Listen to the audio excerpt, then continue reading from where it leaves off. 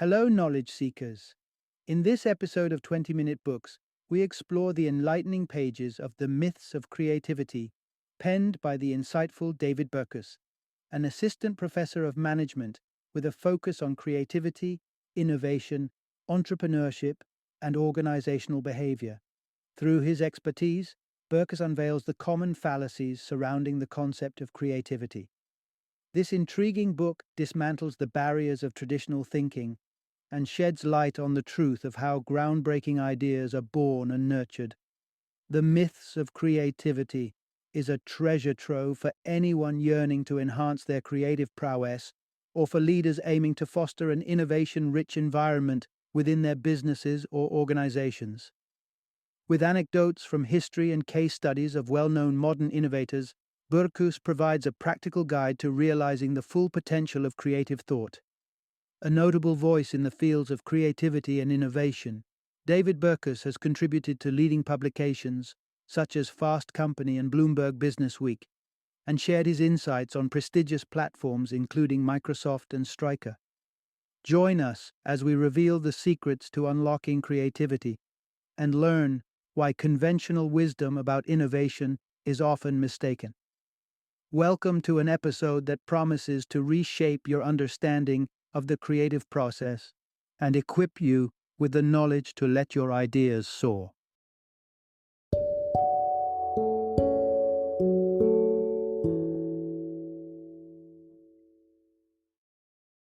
The Myths of Creativity. The truth about how innovative companies and people generate great ideas. Introduction. Dispelling the myths and embracing creativity for all. Have you ever dismissed yourself as the non-creative type, leaving the realm of innovation to those you deem more suited for it? If so, you've bought into one of the classic myths surrounding creativity, that it's a rare gift bestowed upon a select few. The reality, however, is far more inclusive and empowering. Creativity is not the exclusive province of artists and inventors. It lies within every individual, ready to be tapped into and harnessed. Countless misconceptions about creativity linger in our collective consciousness. One of the most enduring is the image of the solitary genius, that relentless figure who toils away in isolation until a eureka moment strikes. Others believe that creativity is an innate quality, as fixed and unchangeable as the color of one's eyes. And then there's the pervasive belief in brainstorming as the ultimate technique for churning out ideas at lightning speed. But how many of these cherished beliefs hold water? This insightful exploration is about to turn your preconceived notions on their head and chart a new course for understanding creative potential. You'll uncover the real story behind iconic moments of inspiration. Hint: the apple's role in Newton's discovery may not be what you think. You'll discover that creativity isn't something written into your DNA and is not the prerogative of the lone genius. Prepare to delve into the true origins of the personal computer and debunk the myths that have long obscured the nature of creativity. You might just find that you, too, are capable of crafting ideas that change the world. Part 1.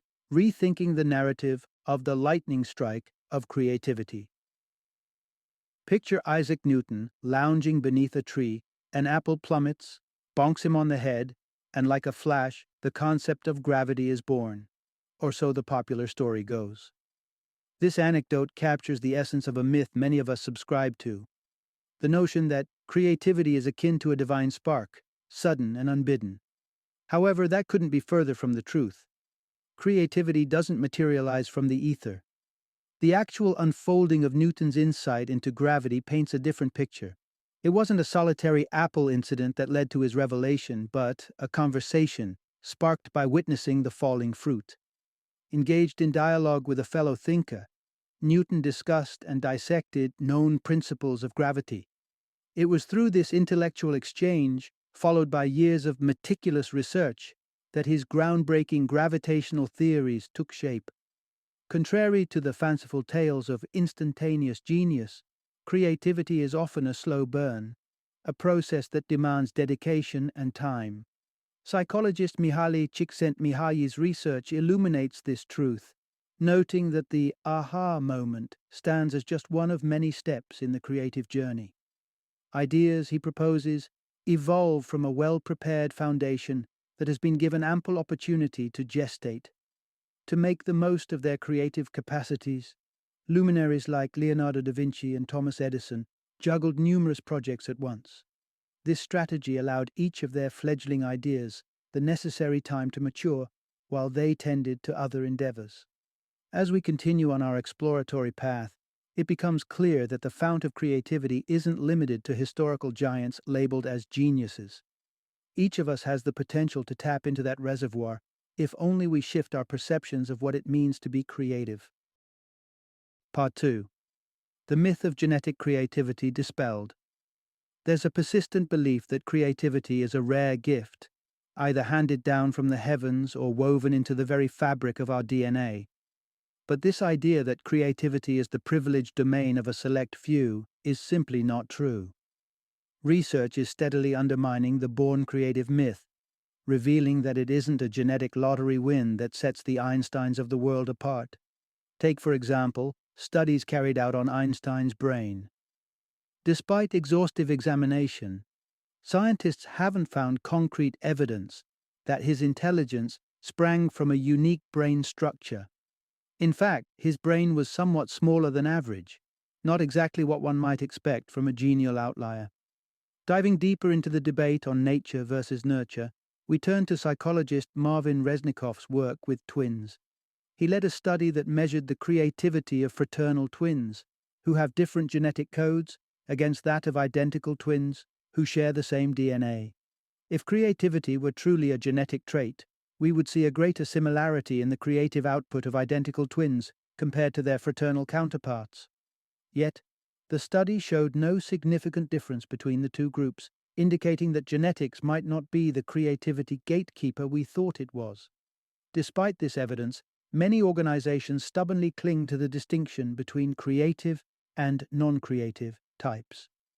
In the United States, government policies go so far as to differentiate between creative and non-creative professions, impacting labor laws and creating unnecessary divides.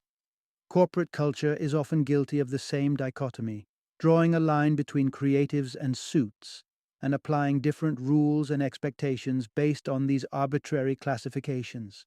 This not only creates an exclusive environment, but actively hamstrings innovation by sidelining so-called non-creatives from the ideation process. Yet, there are organizations that have turned their backs on this outdated approach. The Gore Company, famed for creating Gore-Tex, is one shining example. Rejecting rigid job assignments, the company empowers all employees to take the initiative on new projects, fostering a culture where innovative ideas can flourish from any corner. By tapping into the collective creativity of their workforce, they've produced over 1,000 diverse and successful products, proving that when given the opportunity, everyone has the potential to be creative. Part 3. Unlock creativity through freedom and strategic distraction. Think about the typical corporate approach to generating creativity. A hierarchical process where orders flow downward, and those tagged as creative are expected to turn around miracles on a tight deadline. It's a conventional system that many accept, yet it's far from the best way to foster real innovation. A more effective path? Look toward a democratic and fluid organizational structure. Consider the tale of the industrial company Semco and its leader Ricardo Semler. On the cusp of bankruptcy, Semler inherited the business from his father and knew that traditional methods wouldn't save it. What did he do? He tore down the rigid hierarchical structures, dissolved permanently assigned teams, and dismantled top-down mandates. Everyone, from interns to executives, was encouraged to work on projects they found meaningful. The results were nothing short of transformative. Semco not only survived the tumultuous period, but thrived, celebrating a decade without a CEO decision by 2003 and topping off their success with over $200 million in revenue. The takeaway here is that innovation cannot be forced or rushed. For creativity to truly blossom, there needs to be room for what many would consider unproductive: procrastination and daydreaming. A compelling study put this to the test with 3 groups of students. Their challenge? Come up with as many uses for a sheet of paper as possible in just 4 minutes. 2 groups had 2-minute breaks with assigned tasks, one related to the challenge and the other unrelated.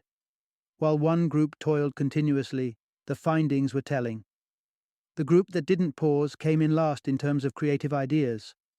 A slight improvement was noted in the group that tackled a related task during their break.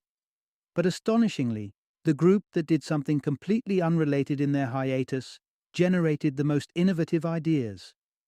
So, the next time you catch yourself in a mental wanderlust, consider that it might be part of the creative process rather than a deviation from it.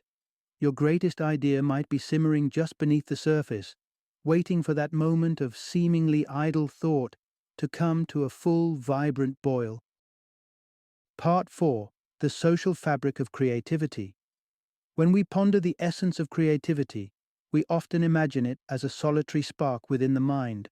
But what truly ignites creativity is the social environment. The secret weapon in the pursuit of inventive thinking is not isolation, but the diversity and richness of your network. If you're looking to stimulate your creative juices, don't restrict your interactions to the confines of your office walls. Expanding your horizon beyond your immediate circle is essential in accessing a broader pool of ideas and perspectives. Innovation rarely emerges from a single mind glued to a singular concept. More often, it's the product of multiple minds sharing, iterating, and building upon each other's thoughts and insights. History has shown us time and again that breakthroughs come from collaboration, not solitary contemplation. To truly innovate, engage with what others are creating and thinking.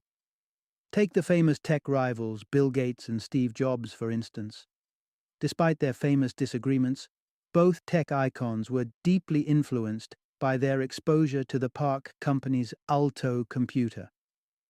Jobs was inspired by a tour of Park, which fed into Apple's future designs, while Gates gained valuable insights from his short stint working on early Apple computers.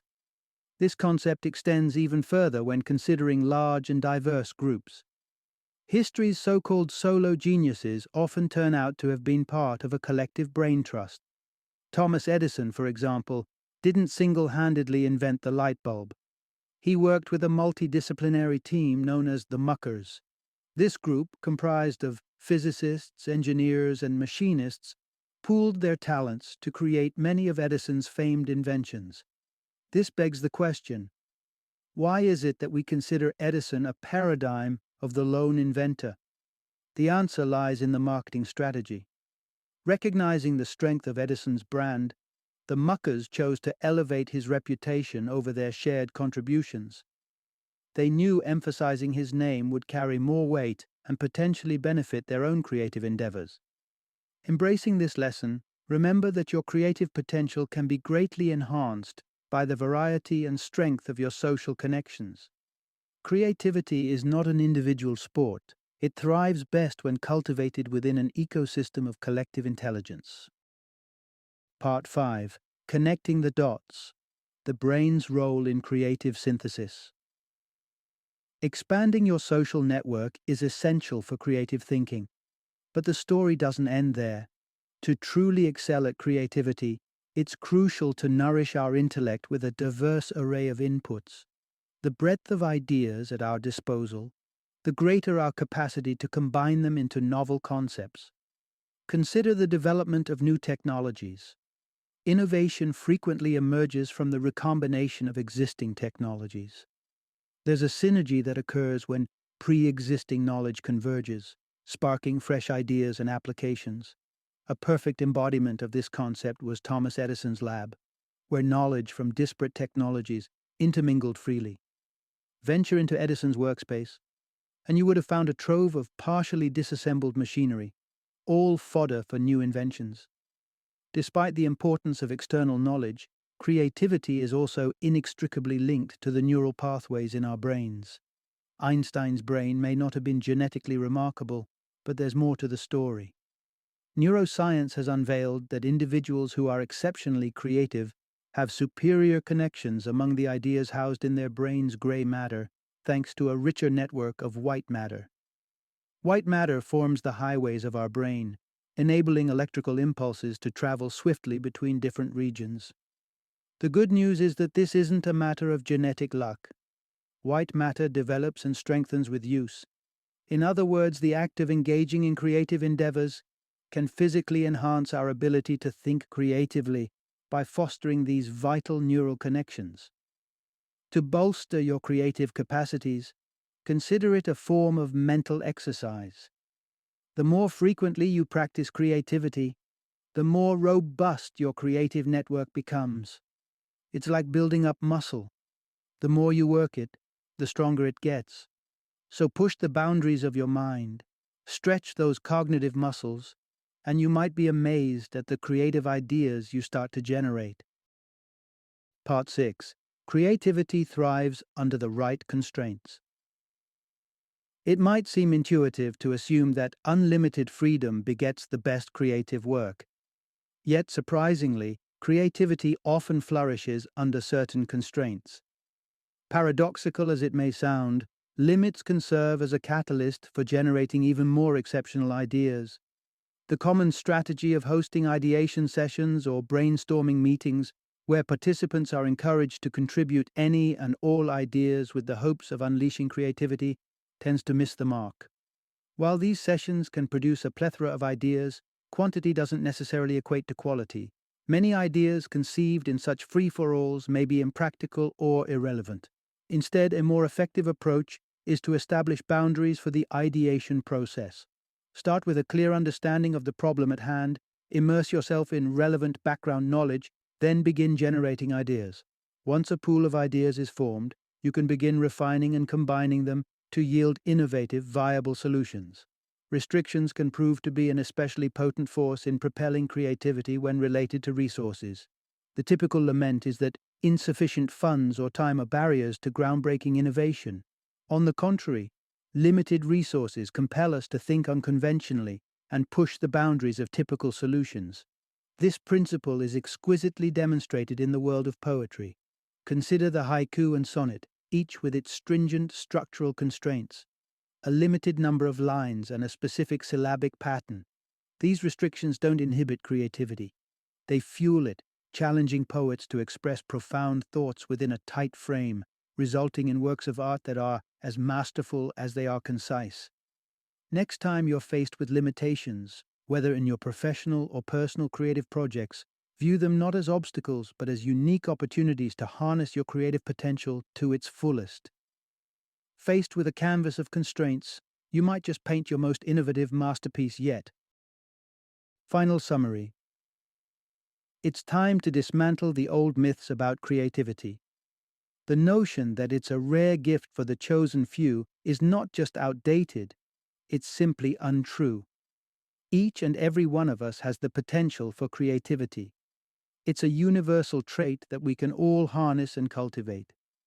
To unlock the doors to your creative prowess, it's essential to recognize the value of patience, the power of constraints, and the strength of collaboration. Creativity doesn't always come in a lightning bolt. It often emerges from the interplay of various minds and ideas over time. Learn to embrace the limitations you encounter, as they can inadvertently guide you to more inventive solutions. Connect with those around you, share ideas, and build on collective intelligence to foster a thriving environment for innovation. Understanding these principles is the first step toward redefining your creative capabilities and bringing transformative ideas to life. Armed with this new perspective, you can begin to make significant strides in both your creative endeavors and capacity for innovation.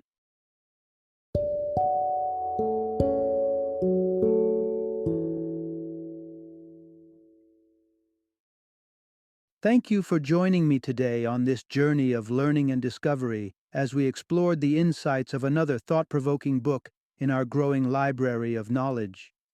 If you've enjoyed our time together, please take a moment to follow our podcast, give us a 5-star rating, and share 20-minute books with other knowledge seekers. Your support truly means a lot. Don't forget to join me again in the next episode, where we will delve into another enriching book. Until then, happy reading and happy listening.